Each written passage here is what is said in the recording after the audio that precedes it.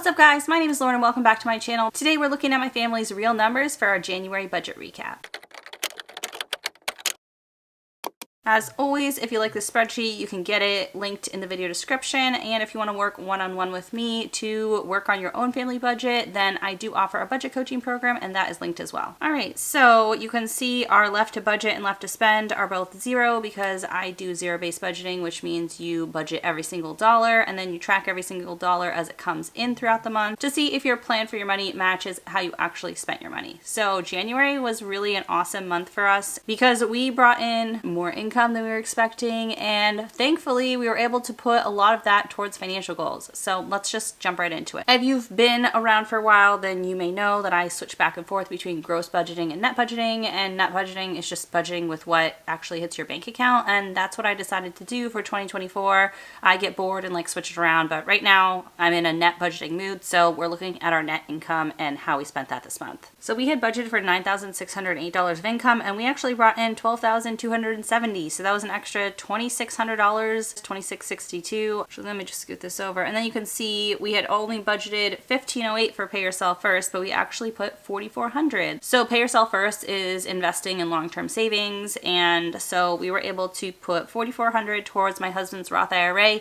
He just opened it like a few weeks ago, and we are trying to max it out. The max for 2023, which we have until April 15th of this year to do, the max is $6,500, and then for 2024 it went up to $7,000. So we're trying to get $6,500 into that account before April 15th, and I'm really hoping we can do it. This helped a lot, this big chunk of money, $4,400. So we were able to put an extra $2,892 to investing this month. So that was exciting. And then for my husband's student loan, which is our only non-mortgage debt, we just paid the minimum $830. And then moving on down here to expenses and sinking funds, our mortgage, which was really actually our last month of rent, a partial month of rent, was $1,144, and then we paid $82 for our life insurance and $126 for internet and cell phone, $34 home security. Our car insurance was $113, and then Spotify was $11. And then for groceries and takeout, we had budgeted $1,500, which is $300 a week, and there was like 5 Sundays or Mondays or whatever. Anyway,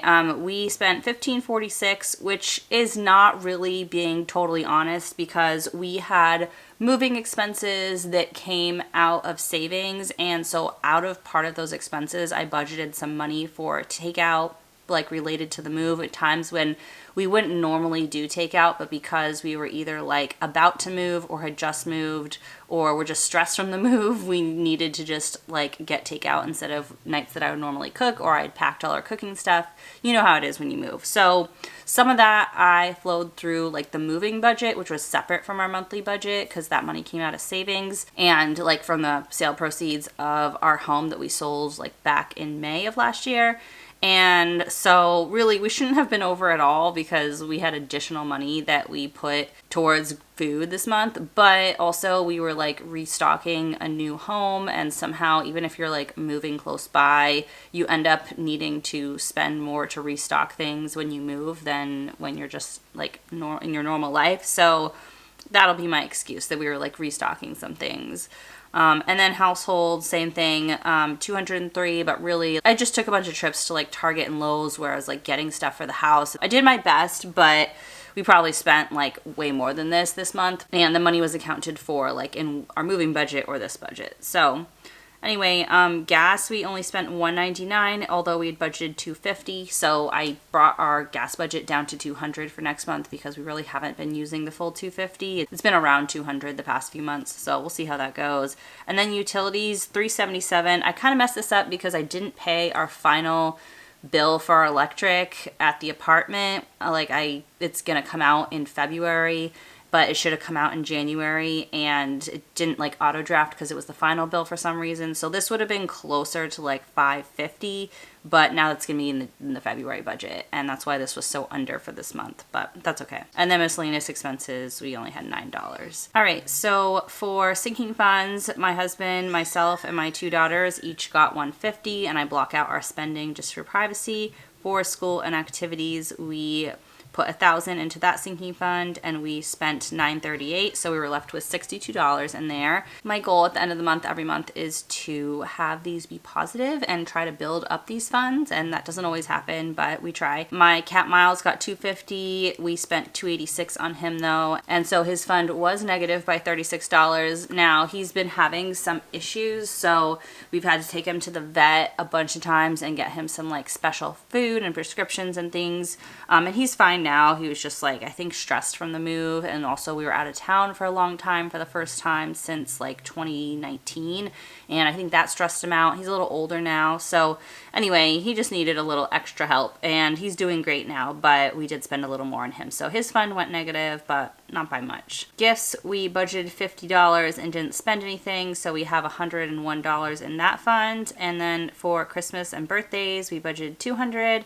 and didn't spend anything there. The first birthday of the year is in May, and so we have a bit of time to like build that up. And then for car maintenance, we budgeted $100 and spent $60, so there's $40 in there. And home maintenance, okay, we budgeted $500. We started out with $6,400 in here, and we spent $33.47, and so we're left with $35.93. And we're gonna be spending an additional like $2,300 at least in February on something. So this fund is gonna be in like the $1,000 to $2,000 range. I'd really love to have a minimum of $2,000 in this fund at all time, because I feel like a lot of the home maintenance things that happened in our last home, in our condo, were like between $800 and $1,500, so I feel like that would keep us in the range where we could cash flow any like small to medium home maintenance issue that came up. And then obviously if there's something bigger, we'd either have to like save up for it if we knew about it ahead of time, or dip into our emergency fund. But I feel like having like at least $2,000 in there would be a nice thing, a nice little cushion. So that's what I'm aiming for. And then home decor, we budgeted $100. And you know what? This got a little messed up because we didn't spend $9,981 on home decor, I promise. I think I ended up just putting our new furnace in this section because the money, I had like left the money in that sinking fund. So really that should have been up in the home maintenance, but we spent like $8,000 on a new furnace, and that was most of that expense. And then like the two big things we spent money on is we got new carpet, which I'm so glad we did, because they had a dog, and I was like, I know what it's like to have a dog. Like dogs pee in the house, like that's just a lot of dogs pee in the house. And so when they pulled up the old carpet, when they were installing it, you could see the back of the carpet, like the underside of the carpet, and there was just like pee spots everywhere. And I'm like, I'm so glad that we ended up deciding to do that before we could really like be in the house and know how good a condition the carpet was in. We just decided to like do it, and that was really nice that we could have that taken care of like before we moved all our furniture in. It was way less of a hassle.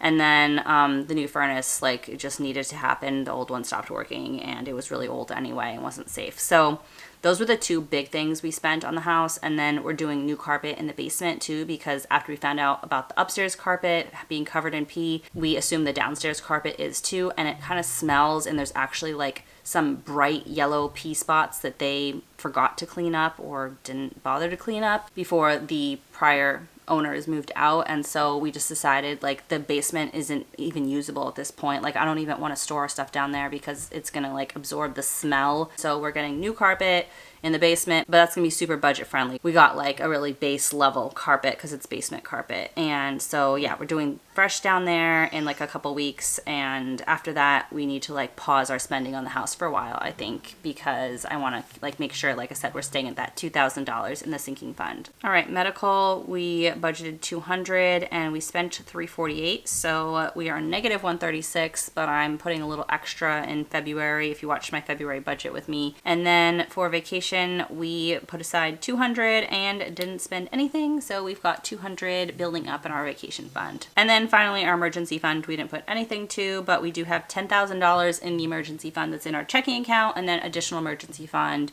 in a high yield savings account. So looking at the budgeted versus actual. So as we talked about, we were able to bring in $2,662 extra, and we were able to put $2,892 extra towards Pay Yourself First this month. Our debt was right on, and our sinking funds were right on, and then our expenses, we were under by $230. So overall, January was a really great month. We were able to get into our new house and start to get settled. It's been so busy, but I'm really glad to be back sitting down filming some videos for you. I'm also really excited to see our actual monthly spending here, because Pay Yourself First was at 36% almost. And then if you add on our debt payment, that means over 40% of our net income went towards financial goals this month, which is not a typical month for us at all, but I'm really glad we can at least start off the year with like a great month, and hopefully that'll happen at some point again in 2024. But if it doesn't and we're never able to have a better month in January, at least we started the year off on a good foot. I was so tempted to take that like $2,600 extra dollars and like